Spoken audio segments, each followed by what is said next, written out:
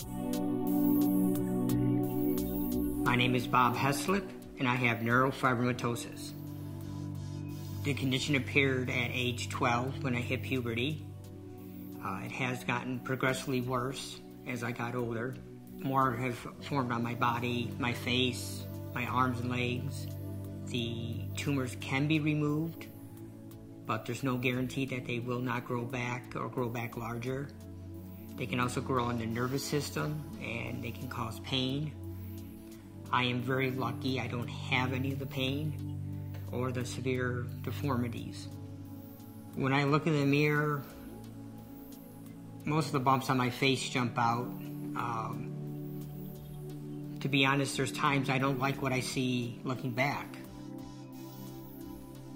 I've had kids ask me if I had the chicken pox or got stung by bees. Some people are afraid. I actually had a woman in one place I worked. She wanted something off the shelf. I went to help her get it, and she actually told me, "No, I don't want you to touch anything that I have to touch." You know, acted like I had the plague or something. A guy actually wrote that him and his daughter, when they come into where I was working, they said they see this guy in there with these pimples all over him, and they feel sorry for him, but they can't stand to see him, so they leave the store. And I think that probably is one of the worst things I've had to deal with. It hurts. I mean, I try to blow it off because I know it's just their ignorance. It's hard to stay positive all the time, and I really try to do that and not let somebody like that bother me and get under my skin, but sometimes it does. When people meet me, I want them to find out who I am on the inside. That way, you know, what's on the outside won't be a factor.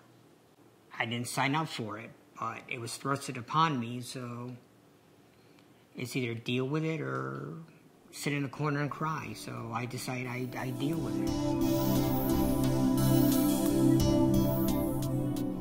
I've got 3 wonderful kids.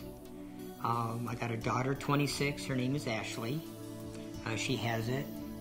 My son, who's 23, Bobby, also has it. They have more of a mild case than I do. My daughter, Andy, who's 15, has no signs of it, so that's a good thing. I do have now 2 grandkids. Austin, who is 3, he has no signs, and then our newest grandson, Brantley, he's only about a week old, so there's still no... It's still hard to tell whether yes or no. My son was at a friend's house one day, and his friend said, "Hey, you know, Bobby, this is my dad." And, you know, Bobby shook his hand and said, "Hi," you know. And the guy left the room, and Bobby turned to his friend and said, "What's wrong with your dad?" And his friend was like, "What do you mean, what's wrong with my dad? Nothing's wrong with my dad." He goes, "Your dad has no bumps. What's wrong with your dad?" Because he thought having bumps was normal.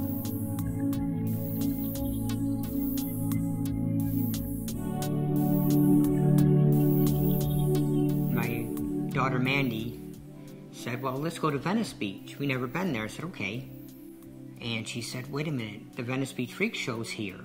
Up on the steps was Jessa, the bearded lady, Wee Matt, his wife, the amazing Ellie, and Larry the Wolf Boy were all sitting out front.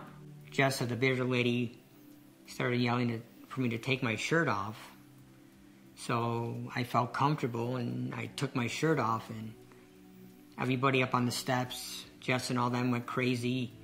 The crowd that formed started going crazy, and the owner, Todd, looked at me and said, "Wow," he goes, "if you ever need a job or if you ever move to California, come see me. I'll give you a job." So that kind of started the whole ball rolling, and about 8 months later, we moved to California, and I started working there. They're wonderful to be around. It's literally like a second family. Not only do I feel safe, but I feel happy. The old sideshows was, come see the fat lady and laugh at how fat she is. Here's the bearded lady, here's, a midget, here's conjoined twins. Look how funny they are. We want to show the human side of us.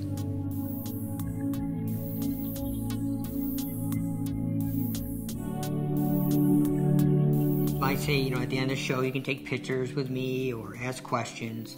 I had a girl yell out, "Can I give you a hug?" I said, "Sure." I have guys, they'll reach out and shake my hand or give me a fist pump. When I say I'm the Bubble Boy, some people laugh.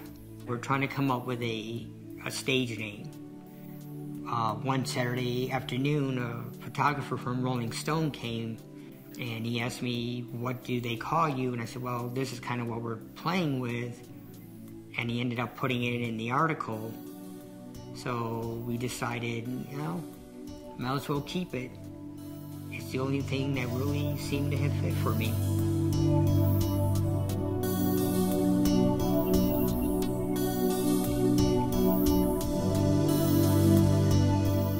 I wondered quite a few times and asked quite a few times. I asked, "God, why did you do this to me?